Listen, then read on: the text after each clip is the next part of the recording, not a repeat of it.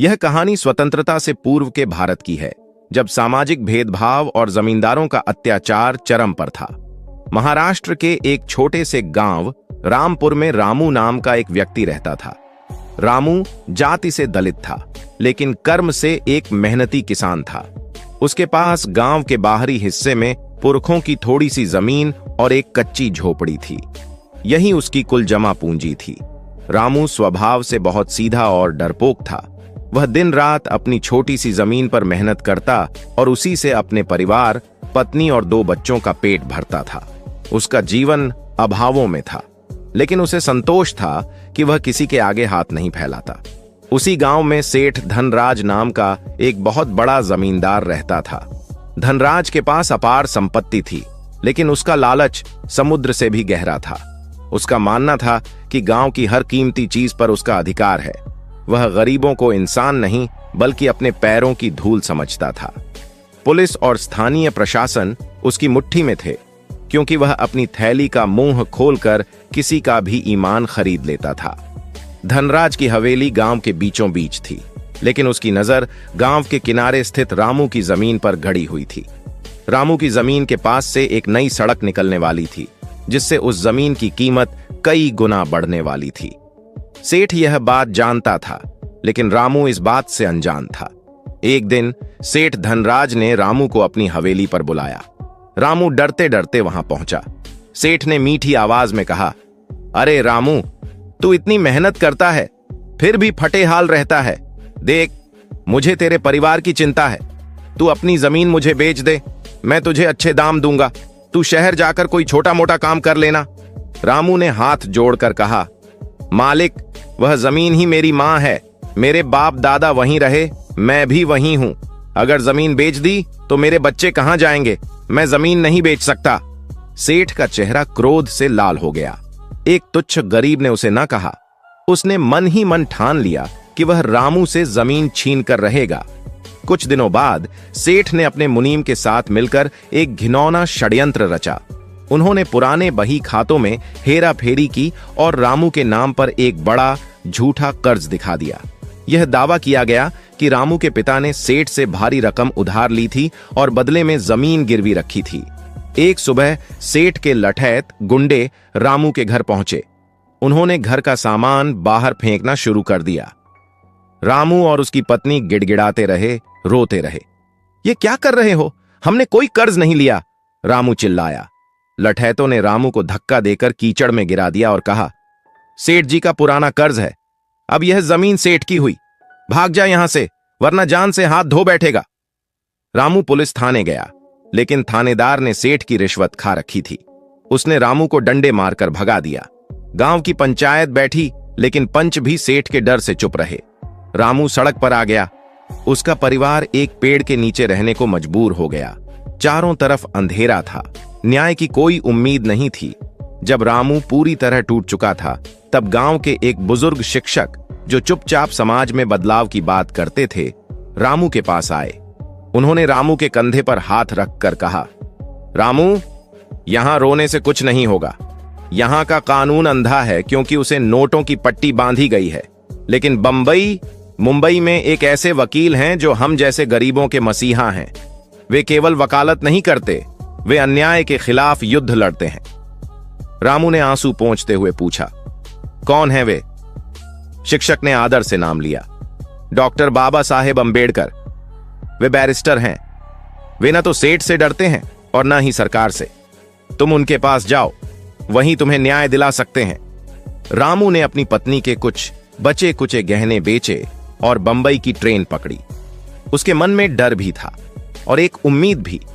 बंबई के दादर में राजगृह बाबा साहेब का निवास के बाहर कई लोग अपनी समस्याएं लेकर खड़े थे। रामू भी कतार में खड़ा हो गया। जब उसकी बारी आई तो उसे एक कमरे में बुलाया गया जो किताबों से भरा हुआ था। वहां एक कुर्सी पर एक गंभीर तेजस्वी व्यक्ति बैठा था, जिसने चश्मा लगा रखा था और हाथ में पेन था। वे डॉक्टर अंबेडकर थे।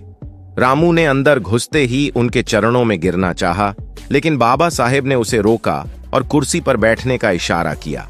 बाबा साहेब ने अपनी गंभीर आवाज में कहा, झुको मत, अपने पैरों पर खड़े होना सीखो। बताओ, क्या समस्या है? रामू ने रोते रोते अपनी पूरी कहानी सुना दी।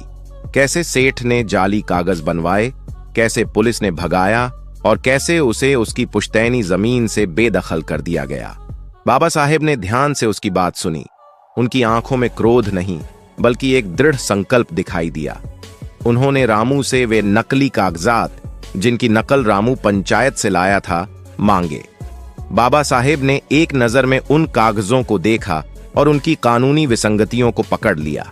उन्होंने कहा, तुम्हारे अंगूठे का निशान नकली है और जिस तारीख का कर्ज दिखाया गया है उस दिन सरकारी छुट्टी थी, स्टैंप पेपर मिल ही नहीं सकता था। यह सेठ की मूर्खता है। घबराओ मत रामू, मैं तुम्हारा केस लड़ूंगा।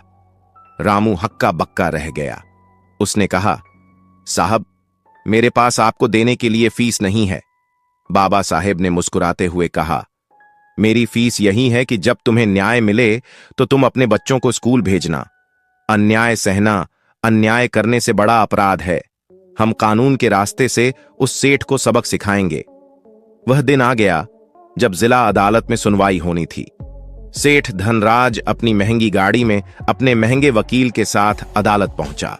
उसे पूरा यकीन था कि रामू जैसा गरीब आदमी बंबई के बैरिस्टर का खर्चा उठा ही नहीं पाएगा और अगर कोई आया भी तो सेठ के पैसों के आगे टिक नहीं पाएगा। तभी अदालत में हलचल हुई।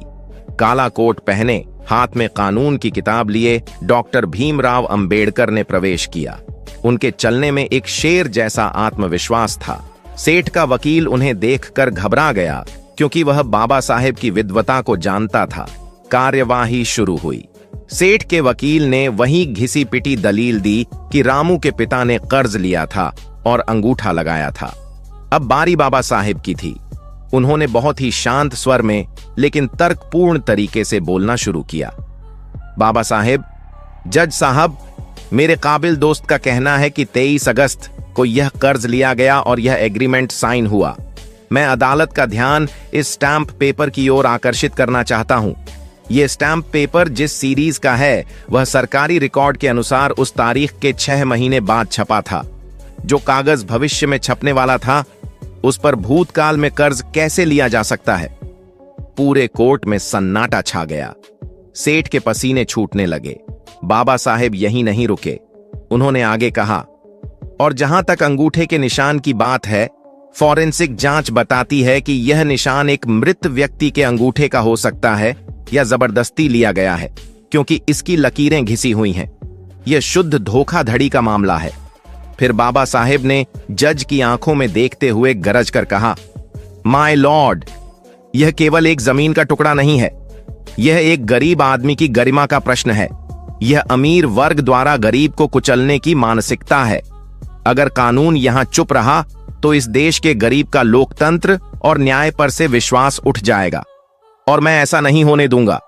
उनकी दलीलों के आगे सेठ का वकील पानी मांगता नजर आया।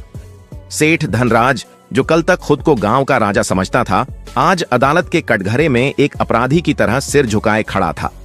सबूत इतने पक्के थे और बाबा साहेब की बहस इतनी धारदार थी कि जज को फैसला सुनाने में देर नहीं लगी। जज ने फैसला सुनाया। सेठ धनराज द्वारा प्रस्तुत सभी दस्तावेज जाली और अवैध हैं। रामू की जमीन उसे तुरंत ससम्मान वापस दी जाए।